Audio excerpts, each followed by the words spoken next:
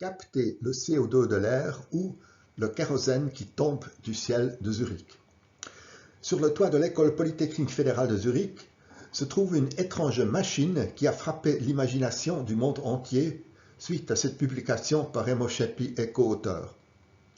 Elle extrait du CO2 de l'atmosphère et le transforme en kérosène, c'est-à-dire en carburant pour l'aviation, grâce à l'énergie solaire concentrée par le miroir visible sur l'image. Le kérosène pourrait alimenter les moteurs d'un avion et rendre l'aviation neutre en carbone.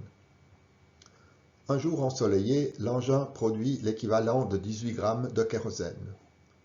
Il ne reste plus qu'à attendre 54 757 ans et on pourrait alors avoir assez de carburant pour un seul vol d'un jumbo-jet entre Zurich et San Francisco. Conclusion, Scheppi et collègues ont réussi une prouesse technique, mais il faudra encore attendre longtemps avant qu'elle ne trouve une application pratique. En revanche, la biomasse est déjà disponible aujourd'hui. Les arbres captent également le CO2 de l'air et le transforment en bois, ce qui pourrait remplacer des combustibles fossiles. En 2022, le bois a contribué à hauteur de 13 TWh à la consommation totale d'énergie de la Suisse, soit environ 6%. Cette contribution pourrait-elle être augmentée par la plantation d'arbres? Pas en Suisse où il n'y a pas assez de place, mais peut-être ailleurs, dans les limites étroites, voir ma vidéo à ce sujet. Qu'en est-il des océans? Pourrait-on faire pousser des forêts d'algues marines? Elles absorberaient le CO2 et mourant, elles disparaîtraient dans les profondeurs des océans pour des millénaires, du moins en théorie. Le conjonctif est de mise, car selon certains calculs, le bilan carbone des plantations d'algues est neutre, voire négatif. Conclusion, la contribution de la biomasse à la résolution du problème du CO2 est modeste.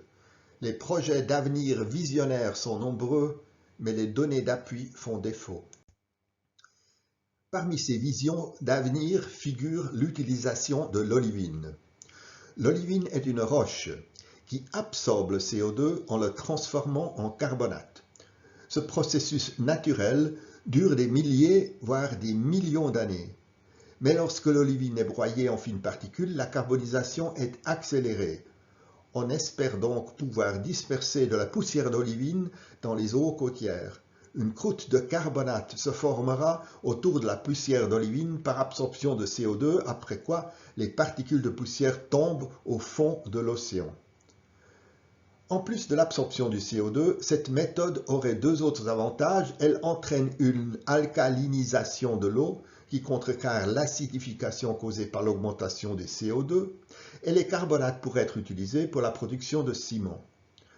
L'olivine est donc prometteuse, mais la méthode n'en est qu'à ses débuts. Les études de grande échelle en milieu naturel ne font que commencer. Abonnez-vous si vous vous intéressez aux questions sur l'énergie et le climat. Si les joules, watts et terawattheures vous confondent, vous pouvez consulter la vidéo d'introduction. Dans la description ci-dessous, vous trouverez les sources utilisées.